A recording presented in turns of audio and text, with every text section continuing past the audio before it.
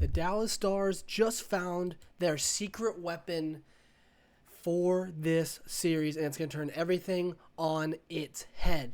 And no, I'm not talking about their 5-on-5 play. I'm talking about their power play. Welcome into Stars Digest. My name's Matthew Wagner.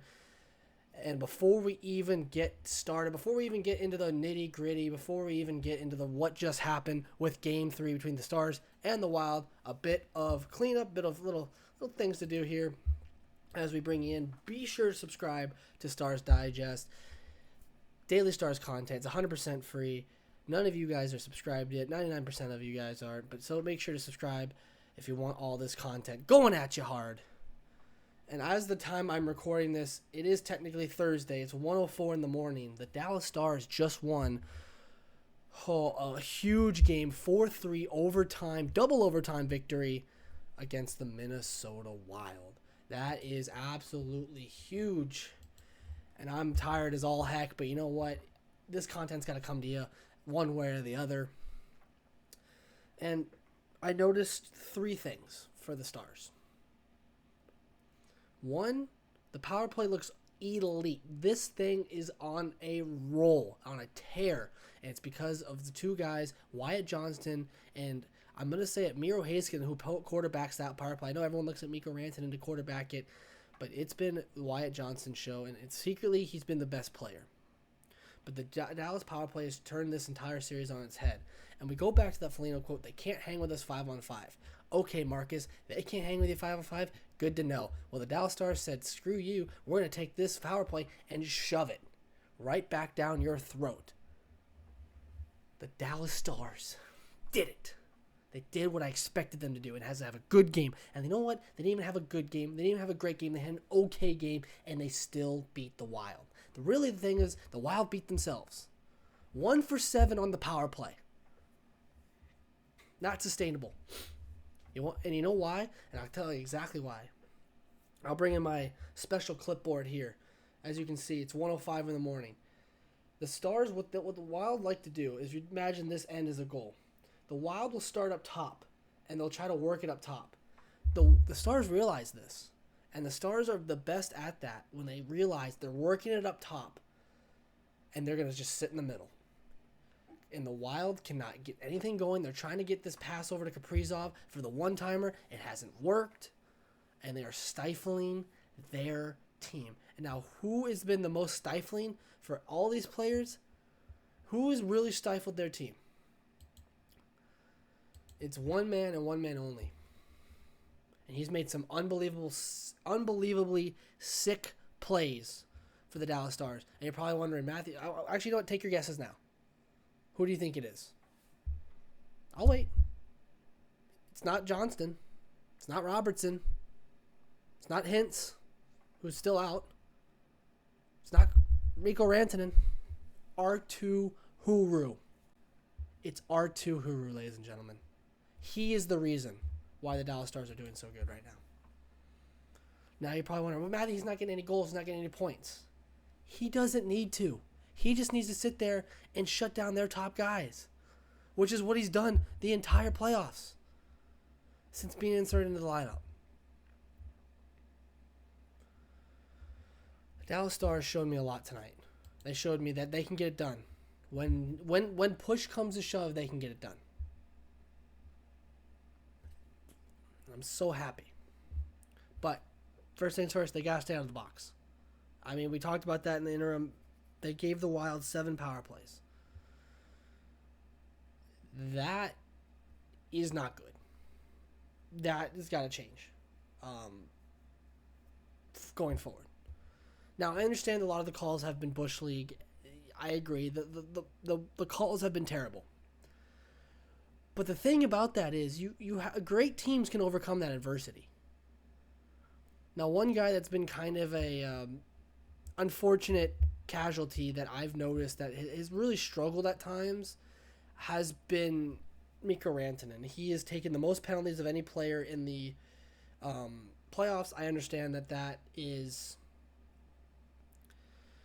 again, some of those calls are Bush League, but at the same time, you have to realize, these are calls. You have to overcome them. He was very upset, very frustrated at the fact that they called those penalties. But the penalty kill is starting to finally wake up, which is huge. And the power play is absolutely lethal right now. Keep it going. And those are, again, you're going to play teams, probably you're going to probably play Colorado in the second round. That's when Colorado gets the penalties, that's when you have to take advantage. And the Stars do that. The Stars need to have a shooting mentality, though. That's the only thing I would say about the power play is change. Have a shooting mentality. You don't need to pass the puck into the net. I cannot tell you how many times I've had coaches tell me, you can't pass the puck into the net. One guy that I would say, and Stars fans, please, you don't have to, please, this is just my opinion. Hopefully it's if you share my opinion, you can agree with me on this. But Jamie Benn needs to come out of the lineup. Now, I know he's the captain. Put down your pitchforks and put down your hockey sticks. I don't want to take a stick to the face, even though it looks like I've taken 30 of them. Jamie Benn needs to come out of the lineup because he has been nothing but, and I can't believe I'm saying this, but he's been kind of a liability out there. And I'll take it back to three instances that I had this. One was the Boldy goal, where it was the pass right to him, and he from to Eriksson Ek, and Eriksson Ek scores. Ben got caught puck watching, was not picking up his man, and lazily picking up his man, and it went into the net. That's number one. Number two, the play where he goes behind the net, takes Foligno, and throws him back. Now, again, that could be interpreted as a bad call. Excuse me. Say, look at that. All right, it's a bad call. I say bad call, and I start dying. It could be interpreted as a bad call, yes.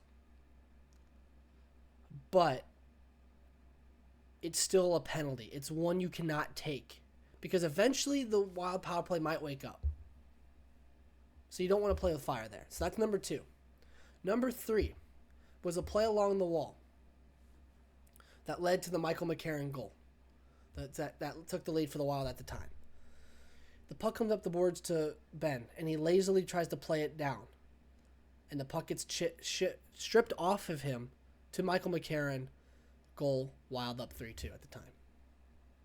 That's number three. I don't think Ben should come back in the lineup. At least have him sit a game.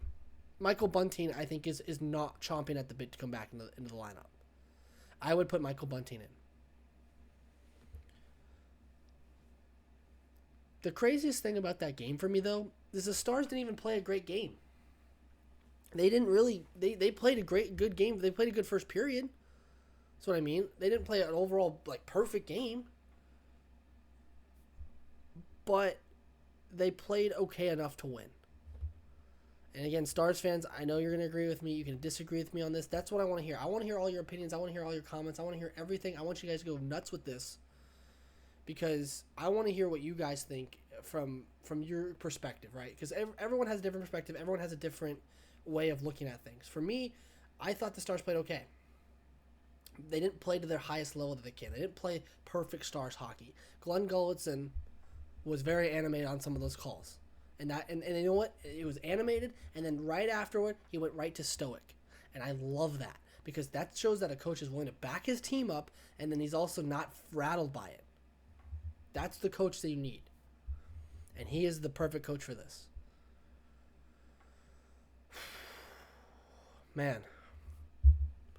It's 1:12 in the morning as I'm recording this. The Dallas Stars take a 4-3 overtime win. And it's huge. And you know why? It's because of guys like R2 Huru shadowing their top guys, not letting them have their way. And it's because of the power play has been elite. And this is going to change everything for the Stars. And it has.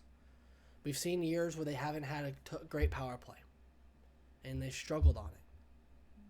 But now they're back. The Dallas Stars. They're foaming at the mouth right now. Game 2 is on Saturday. We'll have a preview all there for you when that comes out. When we everything that comes together. But we will see you around. The Game 4 preview will come out at that time. And that is all for Stars Digest. Be sure to subscribe. My name is Matthew Wagner. We'll see you next time, ladies and gentlemen. And as always, go Stars.